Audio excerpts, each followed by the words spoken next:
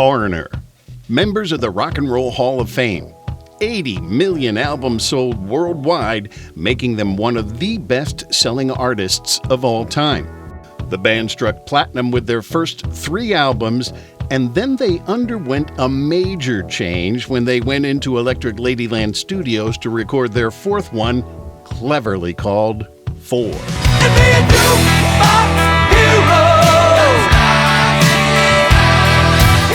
Before beginning the album, they parted ways with original keyboardist Ian MacDonald and guitarist and vocalist Al Greenwood. Founding member Mick Jones from an interview done on the tour supporting 4 in 1981. Well, that's what we've done really with the band, because we've made all our mistakes. We've been fortunate to have done a lot of good things, I guess, done a lot of the right things. But everything we've done has been scrutinized heavily by a lot of people, a lot of people, the public, and a lot of people that resented us for the sort of success that we'd had, just purely because they felt that we hadn't earned it, maybe. I just saw the danger sign all of a sudden, and I said, no.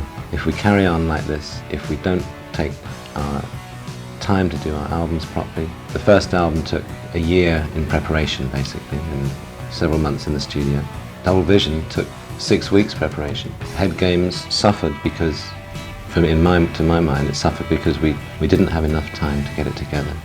At certain times you can get it together real fast, sometimes you need time. And if you get trapped in the schedule of touring album, you become part of the machine, and then the machine just churns you up and just spits you out. I don't want to be that. I really want the band to go on for a long time. Lead singer Lou Gramm on choosing Mutt Lang to produce the 4 album. We certainly were aware of his production credentials. The albums he produced had a certain sound to them, which we thought would be perfect for us. And we heard he was a hands-on guy, which we liked. He was in the middle of recording, I think, The Cars. Okay, so we had to wait about 4 or 5 months for him to finish that album before we could start our album. And it gave us more time to craft the songs. And we came in there loaded with very good ideas. He was excellent in his recording techniques, and he would suggest certain things. He wasn't heavy-handed at all. Things were going along good, and then we showed him the basic song idea for Jukebox Hero, and he loved that. But he wanted me to start the verse, Standing in the Rain, in the same tone of voice as the Jukebox Hero, Standing in the Rain! Yeah, and I said, Mutt, I know what you're getting at. I says, that sounds a little bit too much like AC/DC and some of the other groups you've produced. We want the song to build from a very low level with a guy who's basically thinking about things, And then as that verse goes into the B section, it starts getting a little more intense. And then when it reaches the chorus, then it's full on. I could tell he wasn't thrilled with that. He goes, okay, let's try that. And Mick and I talked after, and we were determined that that's the way it was going to be, that we weren't going to take every idea he offered, that it was our album. Mick and Lou's instincts were spot on. The 4 album recorded 11 weeks on the Billboard charts, more than any artist in the history of Atlantic Records, including AC/DC, the Rolling Stones, and Led Zeppelin, and went on to sell more than 10 million albums worldwide. 4 is certified 6 times platinum in the US, 4 times platinum in Canada, platinum in Australia and Germany, and gold in 7 additional countries. On September 12th, Foreigner and Rhino Records released the 44th anniversary editions of 4. The Super Deluxe version includes newly remastered stereo and Atmos versions and a 5-disc CD Blu-ray package that includes a booklet containing over 60 exclusive photos, 5 previously unreleased songs, 14 early and alternate versions of various songs, 15 instrumentals, and 15 live performances from across the globe spanning the band's 1981 and 1982 4 world tour. Hi, I'm Dan Neer. Over the next hour, Mick Jones and Lou Gramm will take you back to the original release and up to the present moment in Foreigner history. Hi, this is Lou Gramm, and welcome to Foreigner 4 at 44, All Access.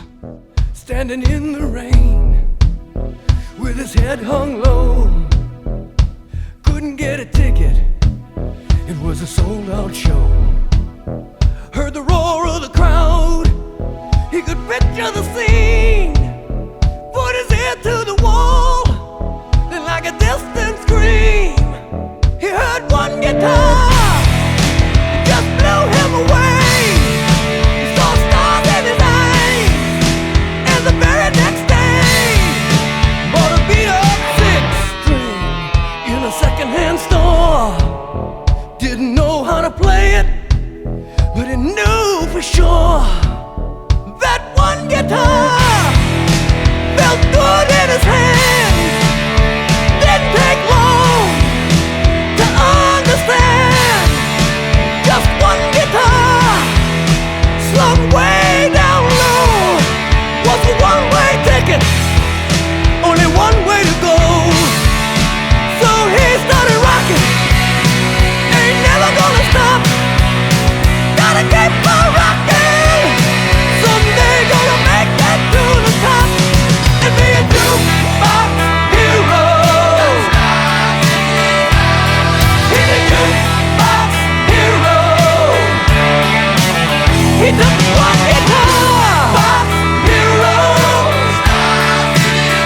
jukebox hero.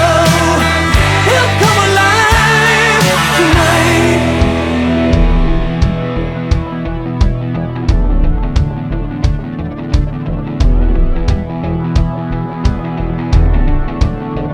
In a town without a name, in a heavy downpour, thought he passed his own shadow by the backstage door. Like a trip through the past to that day in the rain, and that one guitar made his whole life change. Now he needs to keep it rocking, he just can't stop. Gotta keep on rocking, that boy has got to stay on top and be a jukebox hero. He's a jukebox hero. Yeah, jukebox hero. Just one guitar, he'll come alive tonight.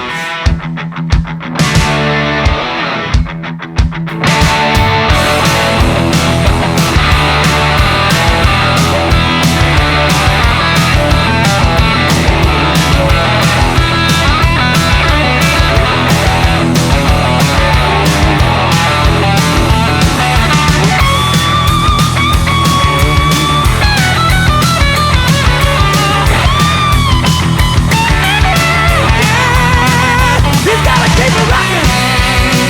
He just can't stop. Gotta keep on rocking. That boy has got to stay on top and be a jukebox hero. He's a jukebox hero. It's a one guitar hero with stars in his eyes. Now he's just a jukebox hero.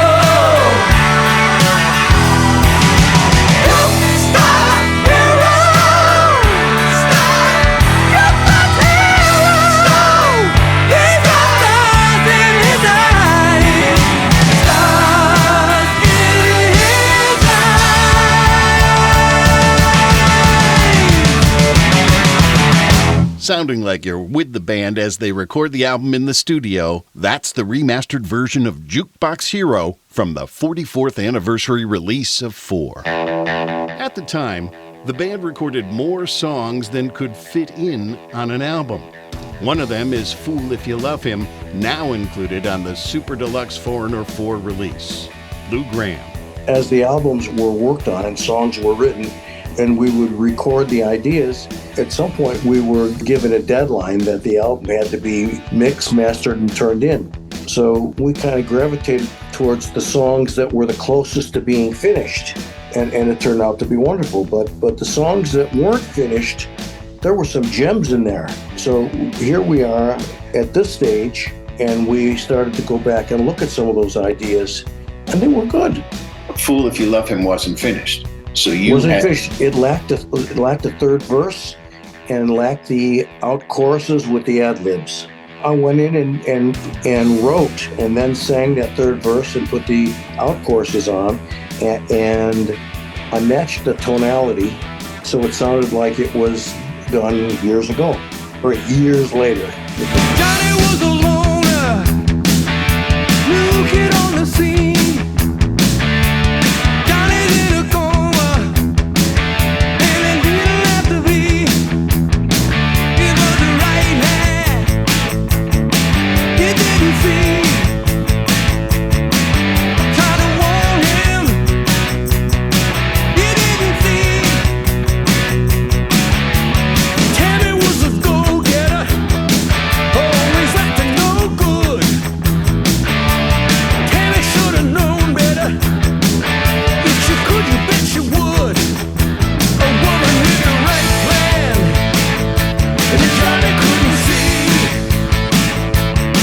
There was no warning, he just didn't see. Fool if you love him, fool if you don't. Maybe he'll recover, maybe he won't. Fool if you love him, fool if you don't. Fool if you love that man.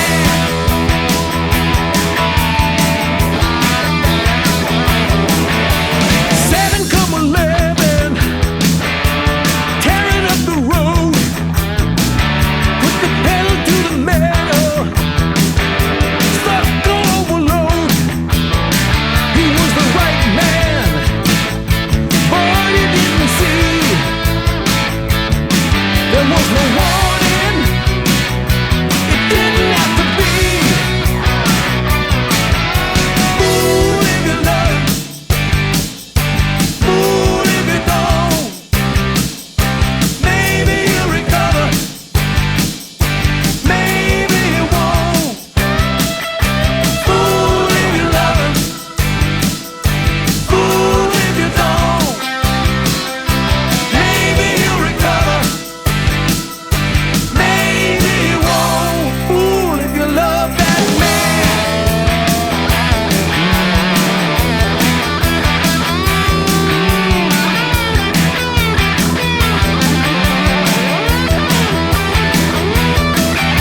Fool if you love him, fool if you don't. Maybe he'll recover, maybe he won't. Fool if you love him, fool if you don't. Maybe he'll recover, maybe he won't. Fool if you love him, fool if you don't. Some say he'll recover, some say he won't. Fool if you love him.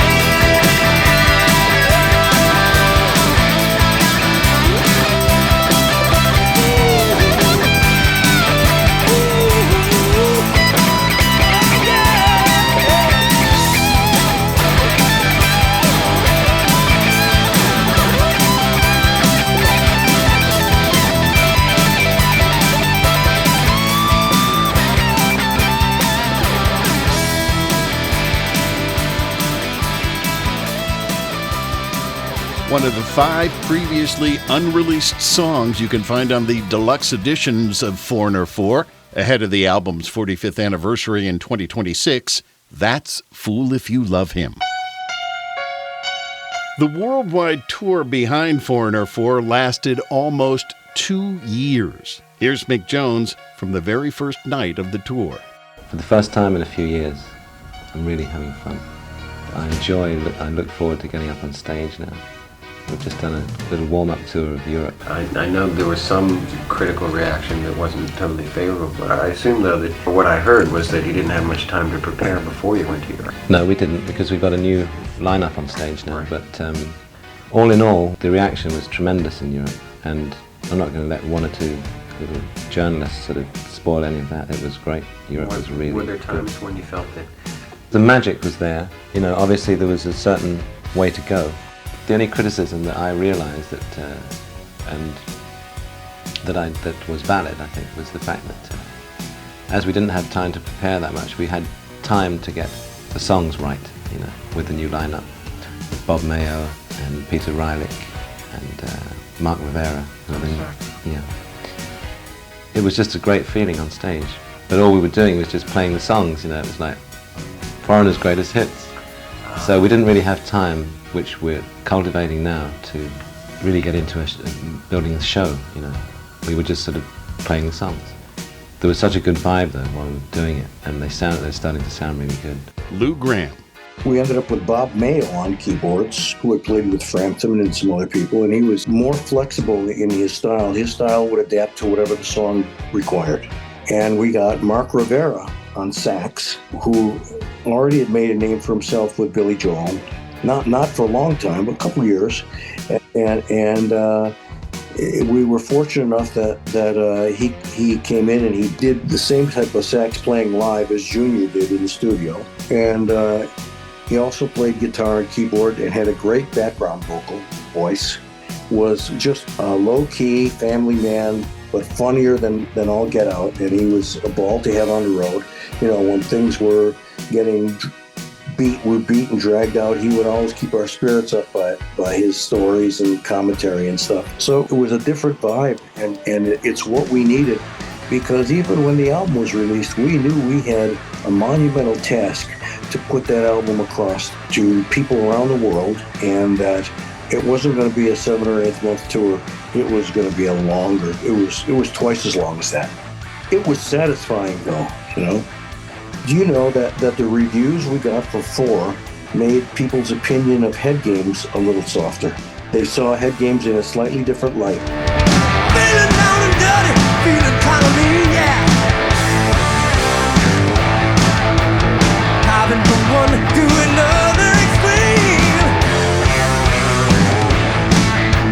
It's time we had a good time, I ain't got time to wait. I wanna stick around till I can't see straight.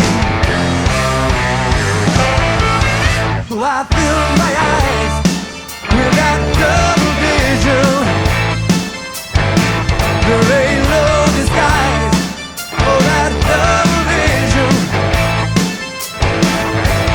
Ooh, when it gets through to me, it's always new to me. My double vision is the best for me, best for me.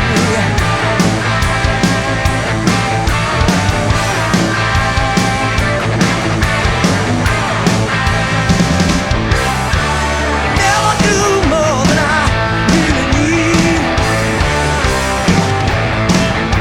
My mind is racing, my body's in the lead.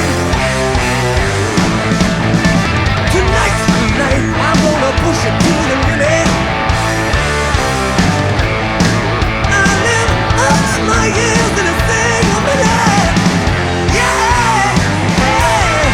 So I fill my eyes with that double vision. There ain't no disguise for that double vision.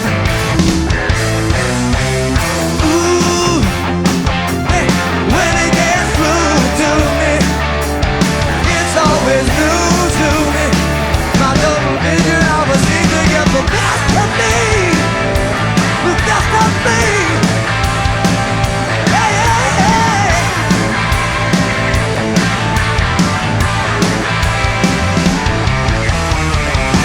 Ooh, double vision every night. Ooh, double vision. I wanna get me some tonight. It takes me out of my head, out of my head. Double vision. I need double vision. I start seeing double. Get me in the double trouble. That's what I need. How long? Give me. Will I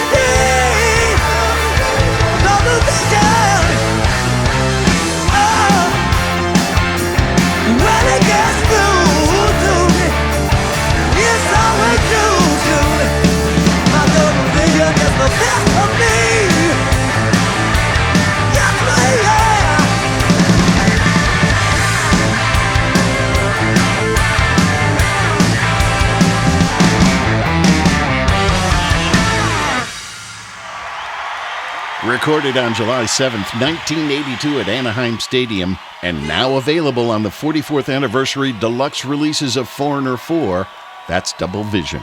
On further thought, they played Playing Dumb a little bit too deep, Find out what that's all about next, when Foreigner 4 at 44 All Access resumes in just a few minutes.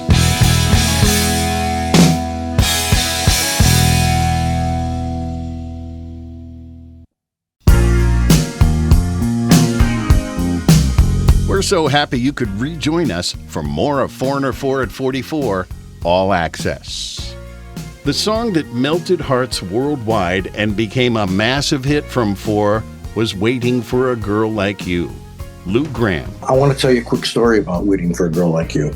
When I was all set up, ready to sing the definitive lead vocal, the intro comes in. As the intro's coming in, the door to the control room's open, and a beautiful young woman comes in, dressed not like she's going to a ball or out to an expensive dinner place, dressed sharp, but very casual.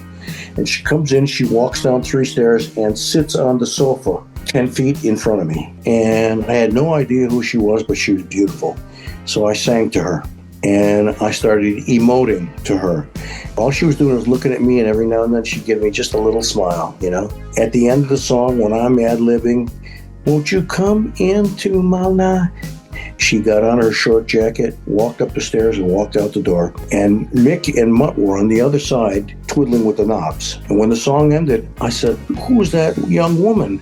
And they looked at me and they said, "What are you talking about?" I says, "What do you mean, what are you talking about? You didn't see her come in?" "See who come in?" They're going, I started to get upset because that she was so beautiful when I was singing to her, and couldn't you hear a difference in my singing, And they says, "Lou, you sang great, but we don't know what you're talking about." And you know what? I never found out anything about it, but I think they put her up to that. On further thought, they played Playing Dumb a little bit too deep, because you couldn't have missed her no matter what you were doing when she walked in the room. That made that song very special for me. So long, I've been looking too hard, I've been waiting too long. Sometimes I don't know what I will find. I only know it's a matter of time. When you love someone, when you love someone, it feels so right, so warm and true. I need to know if you feel it too. Maybe I'm wrong. Won't you tell me if I'm coming on too strong? This heart of mine has been hurt before.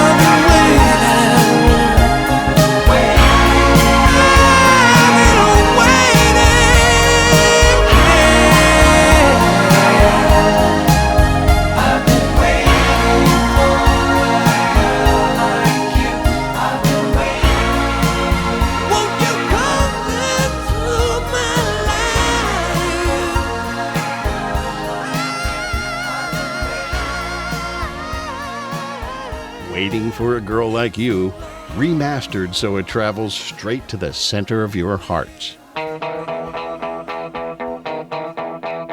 We heard earlier how both Mick and Lou wanted to change the sound of the band when they went in to record 4. A major change involved enlisting the aid of an R&B legend saxophone player, Junior Walker. Here's Lou Gramm. Mick came to me with the idea, and it was already down and dirty R&B, you know?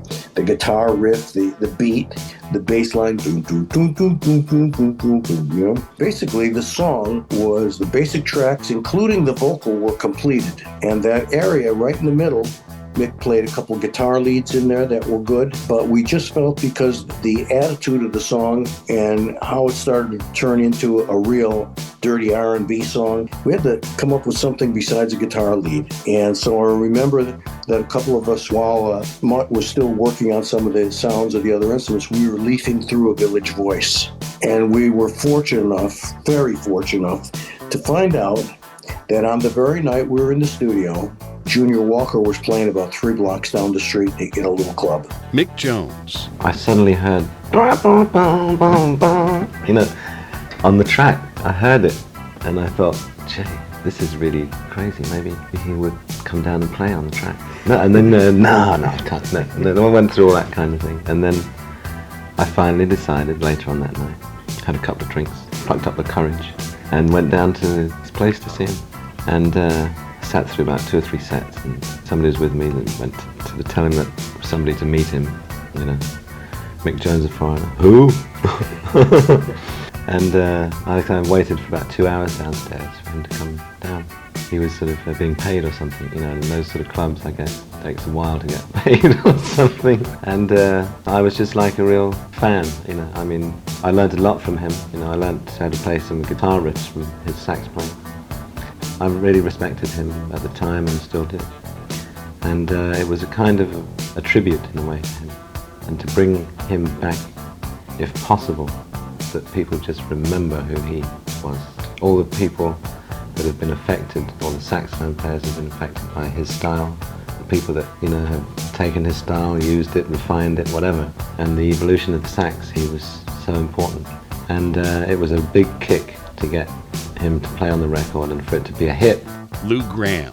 After the show, he went into the dressing room and we talked to his son, who was the drummer, and let him know who we were, and we had a song that we thought suited his style to a T. And would he be interested in coming over to our studio where we're working right down the street and maybe spending an hour over there and blowing some horn? His son talked to him and came back and he says, yeah, he'd be willing to do that.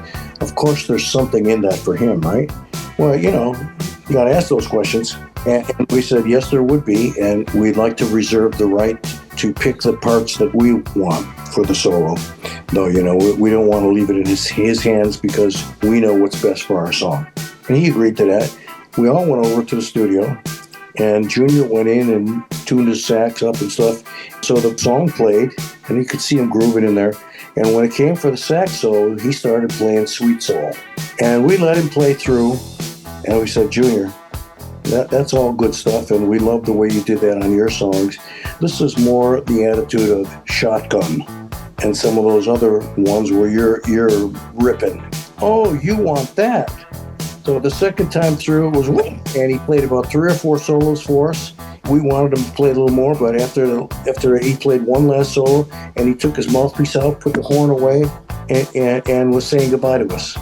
But you know what? We knew from what he had played that somewhere in those takes, we had a killer take. And Mutt and Mick started taking this piece from that take and this piece from that take and blended them into one monster solo. And you know what the cool thing was? When the album came out and we played the LA Forum, we asked Junior if he'd come up and play the song with us. And he shows up in a fluorescent suit with a zoot suit hat cocked to the side. And we did the song, and when he played the solo, he played exactly the solo that's on the record. You're not shy, you get around, you wanna fly, don't want your feet on the ground, just stay up, you won't come down, you wanna live, you wanna move to the sound, got fire,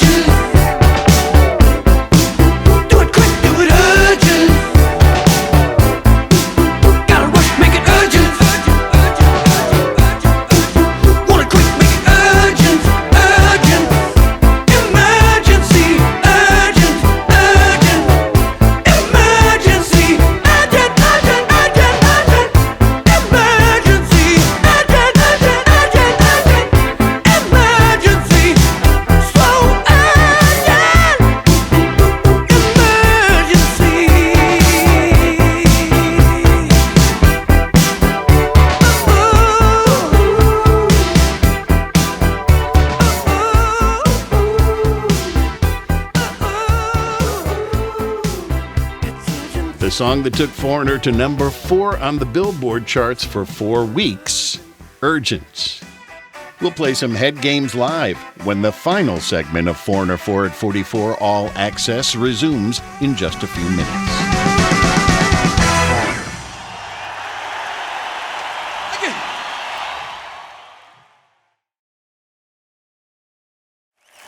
How about some head games? You play head games? Welcome back to the final part of our celebration of the 44th anniversary of Foreigner 4 All Access. I'm Dan Meir. Once again, Lou Gramm. Do you know that the reviews we got for 4 made people's opinion of Head Games a little softer? They saw Head Games in a slightly different light. Daylight, well, alright. I don't know if it's real. The long night, something ain't right. You never show me, you never show how you feel. No time ever seemed right to talk about the reasons why you and I fight. It's high time to draw the line, put an end to this game before it's too late. Head games, it's you and me, baby. Head games, I can't take it anymore. Head games, I don't wanna play. Head games, oh no. A daydream for hours it seems. I keep thinking of you, yeah, thinking of you. These daydreams, what do they mean? They keep haunting me. Are they warning me? Daylight turns into night. We try to find the answers, but it's nowhere in sight. It's always the same. You know who's to blame. You know what I'm saying. Still we keep on playing. Head games. Let's all get from you. Head games. I can't take it anymore. Head games. Don't wanna play. Head games. Oh no.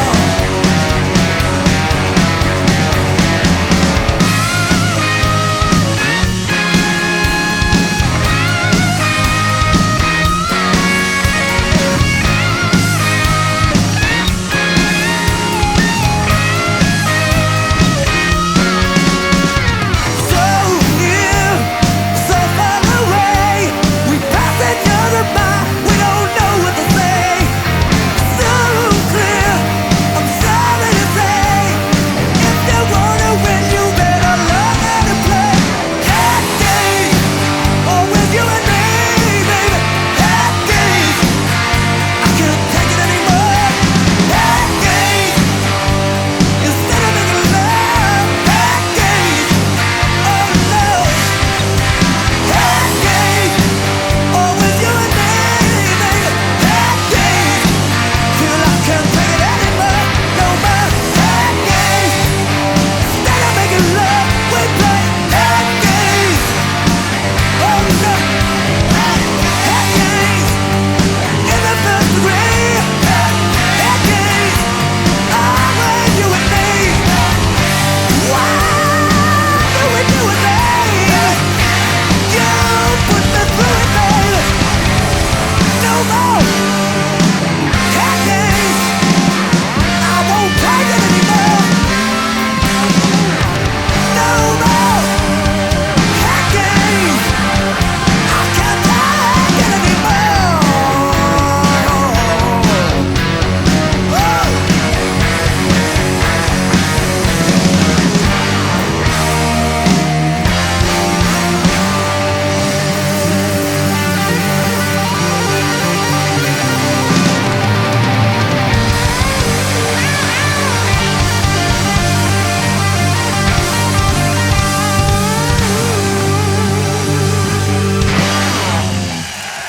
Head Games, recorded live at Westfalen Hall, Dortmund, Germany on December 19th, 1981. You can get that on the newly issued 44th anniversary release of Foreigner 4. Starting in the year 2003, Mick Jones assembled a new version of Foreigner without Lou. That band toured extensively. Lou Gramm. Mick put that band together after he and I parted company in 2003. We didn't speak to each other again until we were inducted into the Songwriters Hall of Fame. And we kind of broke the ice and had some good talks and stuff. And after that, the original Foreigner did shows performing with the new Foreigner. That was awesome. We did about 7 or 8 shows in different big cities with the original Foreigner playing an hour and a quarter and the new Foreigner playing an hour and a quarter. We divide up the songs so they wouldn't overlap. And that went down a storm. And so I thought we ended off on pretty good terms, Mick and I, you know.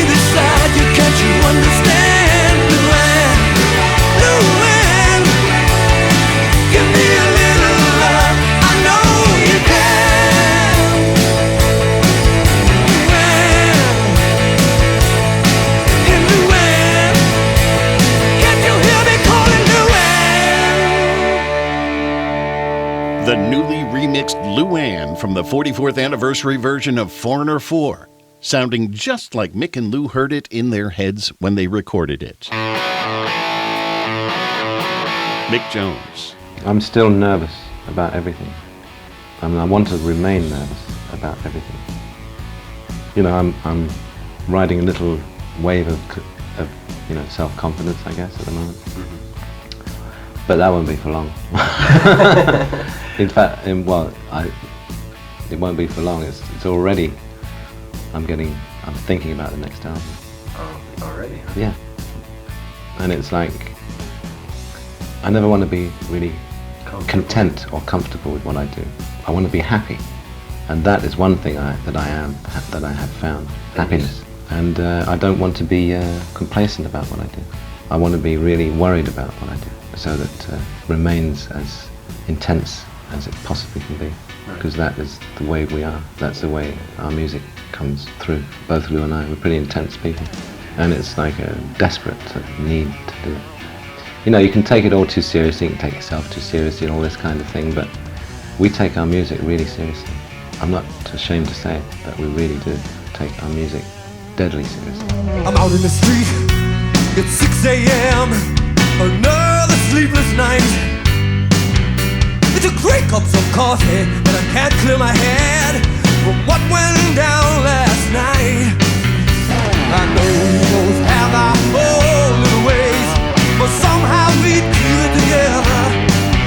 Hey, you hear me talk, you don't hear what I say. I guess it don't even matter. Blue morning, blue day, want to see things my way. Blue morning, can't you see what your love has done to me?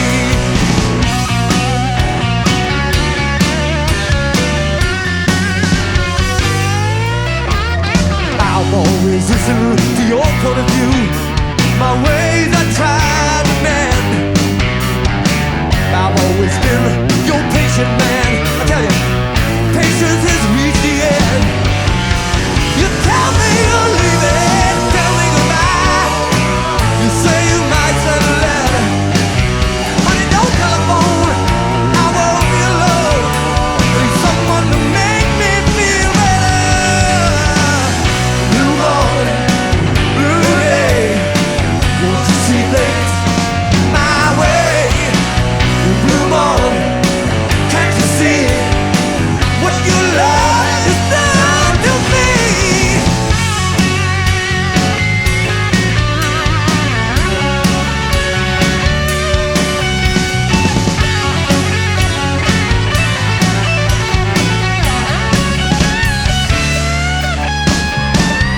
Blue morning, blue day, want to see things my way.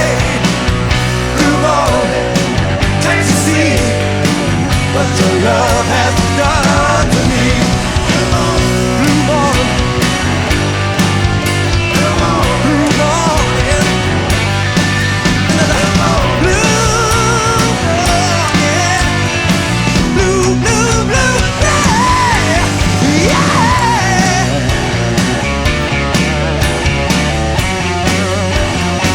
Oh, such a blue, blue day, baby.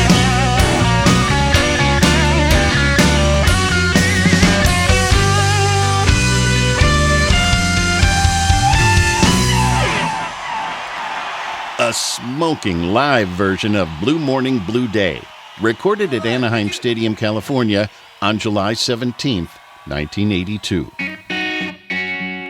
Unfortunately, that's the last song we have time for in our celebration of the 44th anniversary of the Foreigner 4 album. Before we go, let's let Lou Gramm clue you into his recent gigs with the band and plans for the near future of Foreigner and himself. So you did do some shows with a new band down in Mexico, right? In South America? South America, yeah. And were those good for you? They were fun. The band was excellent. We had a lot of fun. We developed some camaraderie, and I think there's a few more of those in store. That's the Foreigner 4 shows. Honestly, because if Mick was in better health, he would be on stage.